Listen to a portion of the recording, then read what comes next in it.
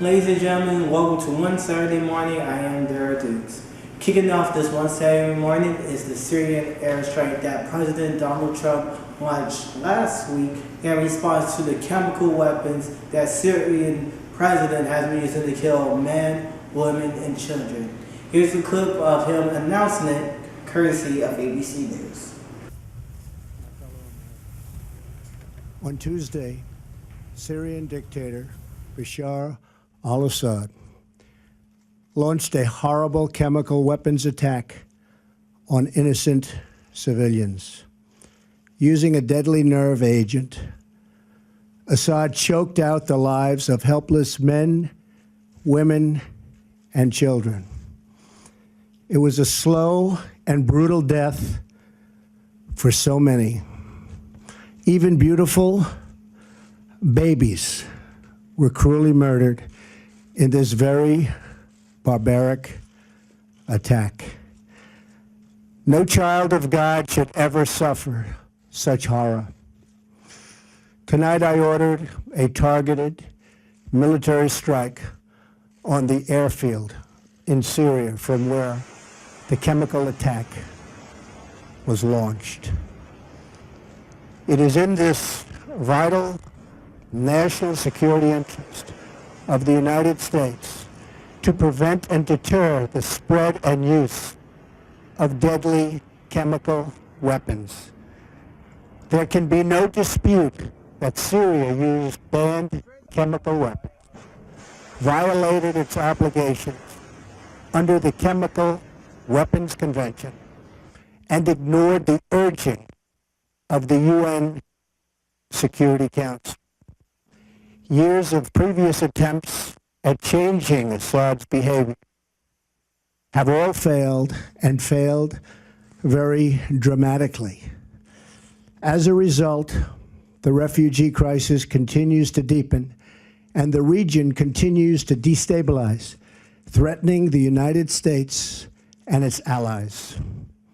Tonight I call on all civilized nations to join us in seeking to end the slaughter and bloodshed in Syria, and also to end terrorism of all kinds and all types.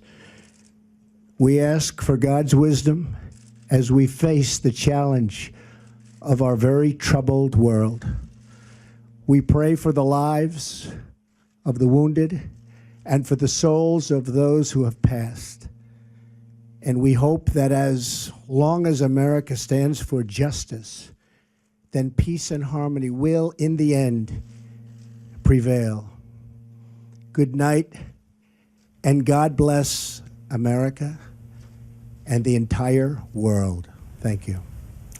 As we come back to you here on one Saturday morning, we have a new Associate Justice. Neil Gorsuch was sworn in earlier last week as a part of the Republican nuclear option. What that means is, instead of getting the 60 people to vote to get now Justice Gorsuch into the Supreme Court seat, all they needed was to bend the rules a little bit and have a simple majority. But to further explain this, here's a video clip explaining exactly what had went down. Now to a vote set for this morning on President Trump's Supreme Court nominee Neil Gorsuch, expected to be confirmed today after Republicans used the so-called nuclear option. ABC's Mary Bruce joins us from Capitol Hill with more on the historic proceedings. Good morning, Mary. Good morning, Amy. Well, in just a few hours, the Supreme Court is expected to have a new addition. Judge Neil Gorsuch confirmed as Justice Gorsuch. His confirmation shaking up the nation's highest court and changing the way Congress operates. A bitter Senate battle over President Trump's Supreme Court pick, culminating in a move so drastic, it's called the nuclear option. Vote, the ayes are 48. The nays are 52. After Democrats blocked a vote on Neil Gorsuch, Senate Republicans going nuclear, changing the number of votes needed to confirm a Supreme Court nominee from 60 to 51. Just a simple majority. Our Democratic colleagues have done something today that is unprecedented in the history of the Senate. Unfortunately, it has brought us to this point. But Democrats say they didn't start this war. Many are still fuming after Republicans refused to even consider President Obama's nominee Merrick Garland to fill the vacancy. They were the ones that wouldn't give Judge Garland a hearing for a year, not us. But the Republican leader prevailed, emerging from the floor victorious with a thumbs up. His Democratic counterpart's head hung low in defeat. The move clearing the way for Gorsuch's confirmation and delivering a blow to bipartisanship. There's a reason it was dubbed the nuclear option. It's the most extreme measure with the most extreme consequences. Even Republicans who backed the play are warning of the fallout. It's a bad day for the Senate. It means you probably get more ideological judges, but we are who we are. But given those reservations, why do it? Because we're not going to have a system where Republicans can't get judges and Democrats can. And they're concerned about what could come next. And I think we're on a slippery slope.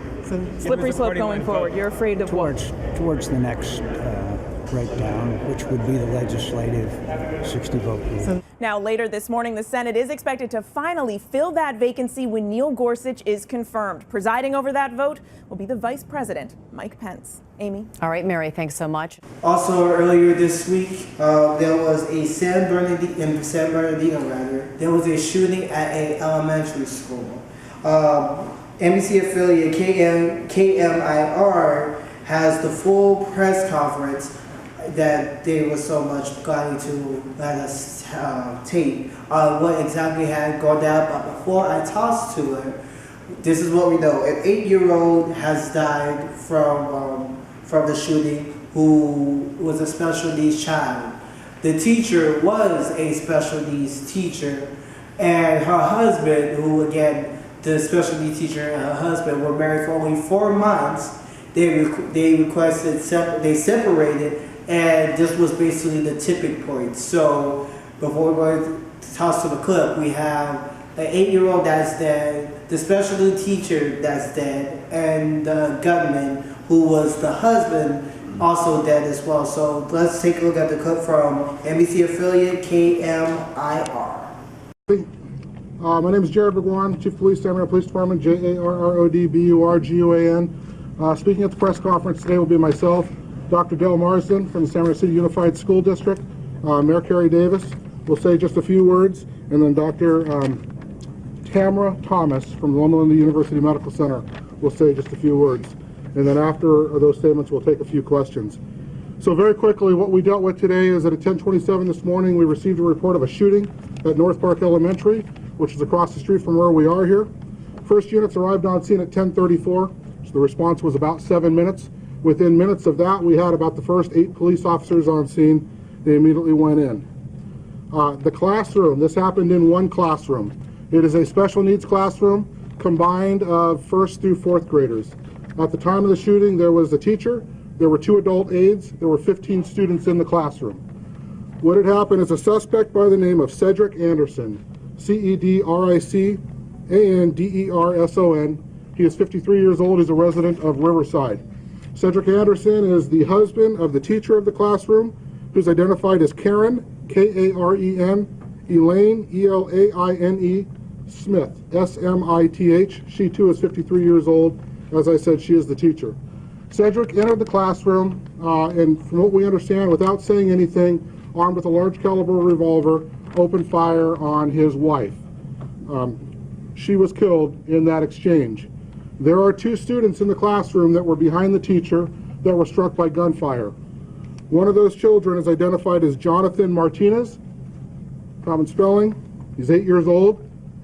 He was taken to Loma Linda University Medical Center via helicopter, airlifted out almost immediately as soon as we can get resources there.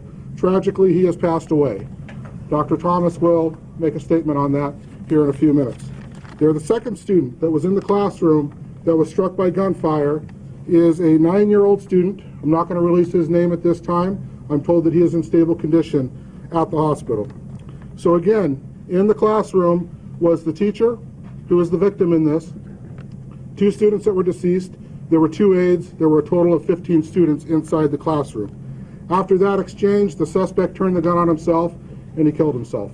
He is deceased. He is the 4th person that we've made reference to in this investigation. Those are the nuts and bolts of the investigation. The scene is safe. There was a massive police response, as you can imagine. The students were all moved out of the school. They were all taken to California State University, San Bernardino. We're in the process of reuniting all of those kids with their parents at Cajon High School. With that, I'm going to turn the microphone over to Dr. Marsden to make a statement on behalf of the school district. All right, guys, we're back here on one Saturday morning. Glenn Jacobs. You may not know this person by that name, but I'm pretty sure you know him by WWE superstar Kane. Glenn Jacobs rather, has announced that he is going to be running for mayor in Knox County, Tennessee for 2018. Glenn Jacobs has been flirting with the political arena for years and decided, you know what, it is now the best time to make a run for office. Now I know Mr. Jacobs is only the second person out of the current employed WWE superstars who is running for some sort of public office. The first one was the WWE superstar who goes by the name of Rhino, who was trying to run, if I'm not mistaken, for a state Senate seat for in Detroit, Michigan, but unfortunately that didn't end so well. So we wish Mr. Jacobs the best, and hopefully he'll get that office soon enough. Now, this is a developing story. Prior to us taping, we found out that Charlie Murphy, Eddie Murphy's older brother, passed away due to leukemia. He's co-starred on the Dave Chappelle Show during his heyday, and like I mentioned, this is a developing story, so we'll have more for you next week on One Saturday Morning. And finally, on One Saturday Morning, I have started a GoFundMe page to ensure that I'm able to attend the Asian American Journalists Association's conference in Philadelphia at the end of July. For more information about that, we have included the video link and also the actual GoFundMe page, so you can donate however much you can to ensure that I'm able to attend this trip. And if you guys got any questions stuff, please feel free to contact me via any social media I have. For this edition of One Saturday Morning, I'm Darrell Dukes, and until we meet again, friends, stay gone.